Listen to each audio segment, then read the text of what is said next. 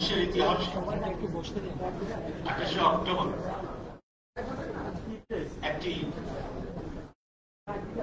জাতির গৌরবের একটি দিন এবং বাতিলকে লাঠি এবং বৈঠার আক্রমণকে সশস্ত্র আক্রমণকে স্বল্প সংখ্যক মানুষ হাজারো মানুষকে মোকাবেলা করার ইতিহাস।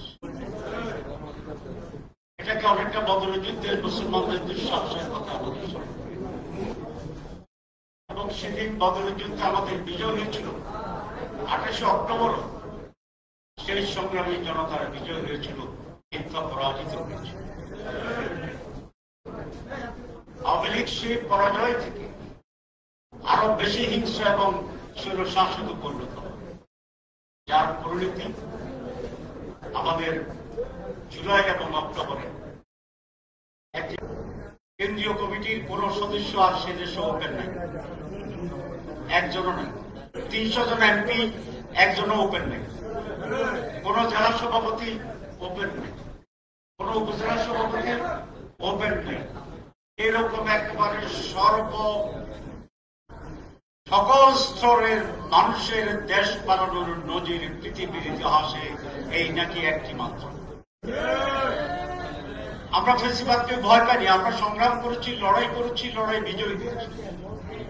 শুধু আজকে যারা ফেসিবাদকে ফিরিয়ে আনার ষড়যন্ত্র করে আমাদের উপরে দায় চাপের ব্যবস্থা করছেন, তাদেরকে বলতে চাই,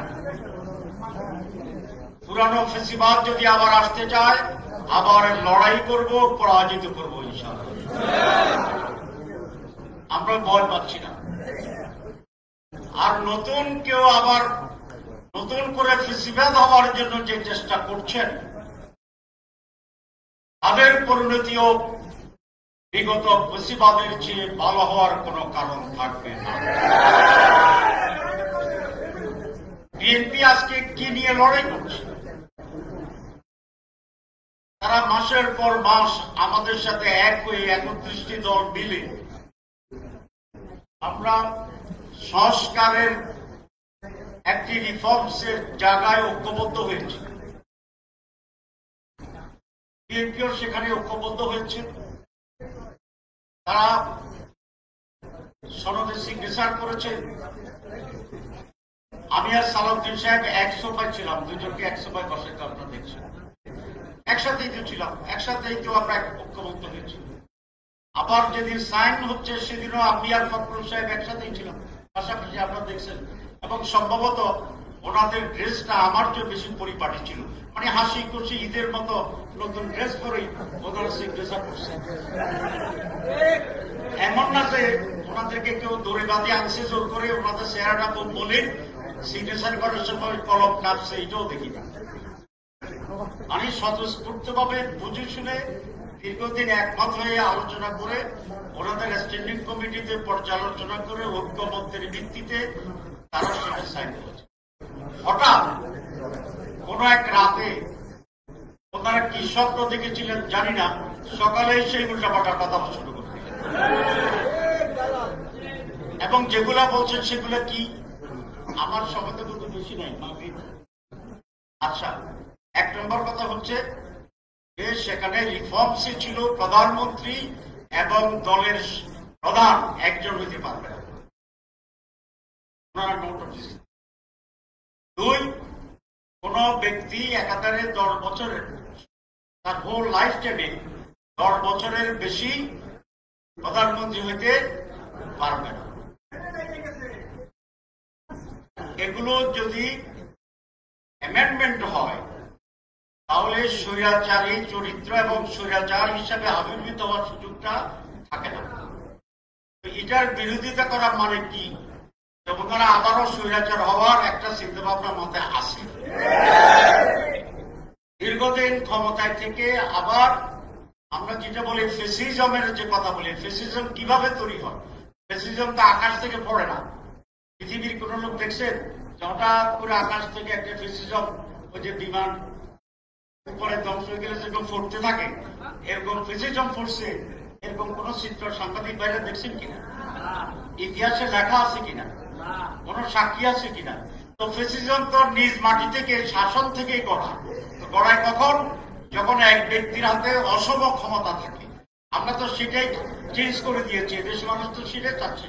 তাহলে বিএনপি ভিতরে ভিতরে আবার ফ্যাসিস্ট হওয়ার একটা খায়েশ আছে মনে হচ্ছে, যে কারণে ফ্যাসিজমের যে রাস্তা আমরা সংস্কারে বন্ধ করতে চাইছিলাম, এগুলো আমরা বন্ধ করতে দিচ্ছি না।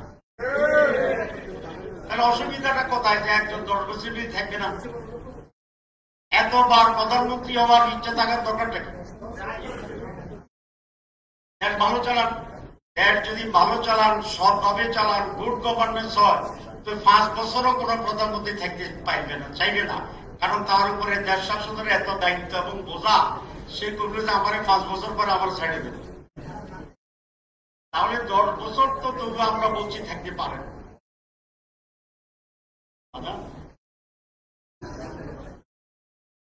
আচ্ছা, তাহলে শেষ করবো। প্রেস কনফারেন্স আছে বাকিটা। সুতরাং আমরা পরিষ্কার করে বলছি যে সংস্কার বাংলাদেশের মানুষের জন্য, গণতন্ত্রের জন্য, সুশাসনের জন্য, ডেভেলপমেন্টের জন্য, ডেমোক্রেসির জন্য এটা অপরিহার্য। এখানে আমরা কোনো আপোষ মানি না। মাননীয় প্রধান উপদেষ্টার কাছে আমি গতকাল, আগে যেরকম খোলা চিঠি ছিল না, খোলা চিঠি, আমি কালকে একটা খোলা ভিডিও দিছি। আপনারা কেউ কেউ করছেন না? আমি সেখানে বলেছি, মাননীয় প্রধান উপদেষ্টা, আপনার এই শাসনামলে আপনার উল্লেখযোগ্য এমন কোন কাজ আপনি করেননি, এই কারণে মানুষ আপনাকে স্মরণ করবে। হাসিনা 14 বছর ছিল, বিএনপি বোধহয় 19 বছর ছিল, আপনি 13 মাস ছিলেন। এরকম একটা শাসন ক্ষমতা আপনি আছেন। সংস্কারটা যদি আপনি ঠিক মতো করে দিতে পারেন, তাহলেই আপনি নোবেল লরিয়েট হিসেবে একজন ব্যতিক্রমধর্মী শাসক হিসেবে বাংলাদেশের শাসনের ইতিহাসে আপনার নাম লেখা। সংস্কার মাইনাস ডক্টর ইউনূস 0, সংস্কার প্লাস ডক্টর ইউনূস হিরো। আমরা আপনাকে হিরো হিসেবে দেখতে চাই। কারো চাপে আপনি মাথা নত করবেন না, কারণ চাপে যদি আপনি হেলে যান, মহাবিপদ। একদিক থেকে চাপ দিলে এদিকে যাবেন, হেলে আরেক দিকে যদি চাপটা একটু জোরে হয়, তাহলে তো আবার এরকম হয়ে যাবে। তাহলে আপনাকে সারাদিন এরকম জিকির করতে হবে। আমরা জানি আপনি নোবেল লরিয়েট, সারা দুনিয়ায় আপনার মর্যাদা দেখে আসছি। আপনি সাহসী, আপনি কোন চাপে নথি স্বীকার করেন না। ভারতের মতো বিশাল রাষ্ট্রকে আপনি বিদ্যাঙ্গুলি দেখাই দিচ্ছেন, আলহামদুলিল্লাহ। এখানেও আপনি যে মহান কাজটি আপনি উদ্যোগ নিয়েছেন, আপনার কমিটমেন্ট ছিল 3টি: সংস্কার, বিচার, নির্বাচন। ওই 2টা করলে না সিরিয়ালি 3 নম্বর আসে। আপনি 1 থেকে 3-এ যাবেন না, আপনি 2 থেকে 3-এ যাবেন না, 3-এ যাবেন।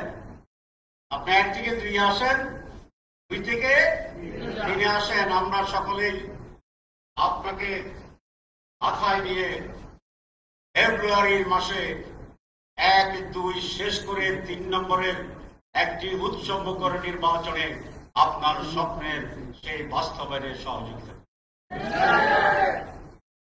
আর 2 দিন ধরে শুনতেছি যে আপনারা বিএনপিকেও খুশি করতে চান, জামাত ইসলামীকেও খুশি করতে চান, অন্য দলগুলোকেও খুশি করতে চান। কোন রাজনৈতিক দলকে খুশি করার দায়িত্ব আপনাদের নয়। কোন রাজনৈতিক দলকে খুশি করা আপনাদের কাজের ভিতরে পড়ে না। আপনাদের দায়িত্ব জাতিকে খুশি করার জন্য যা করা দরকার সেটা করা। আমি আশা করব যে মহাযাত্রা আমরা শুরু করছি এটি তার গন্তব্যে পৌঁছানোর জন্য আপনি দৃঢ়চিত্তে সেই ভূমিকা পালন করবেন।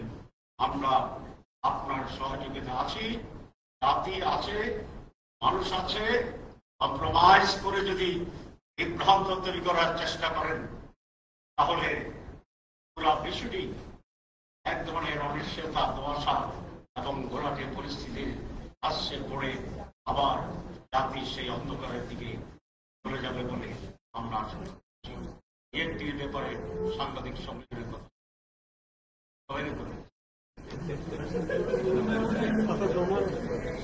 সম্মানিত সুধীমণ্ডলী, সভাপতির বক্তব্য রাখছেন জনাব নুরুল ইসলাম বুলবুল। আজকের সেমিনারের সম্মানিত সভাপতি জনাব নুরুল ইসলাম বুলবুল। আমরা সভাপতির বক্তব্য শুনিয়ে সালাম আদায় করবো ইনশাআল্লাহ।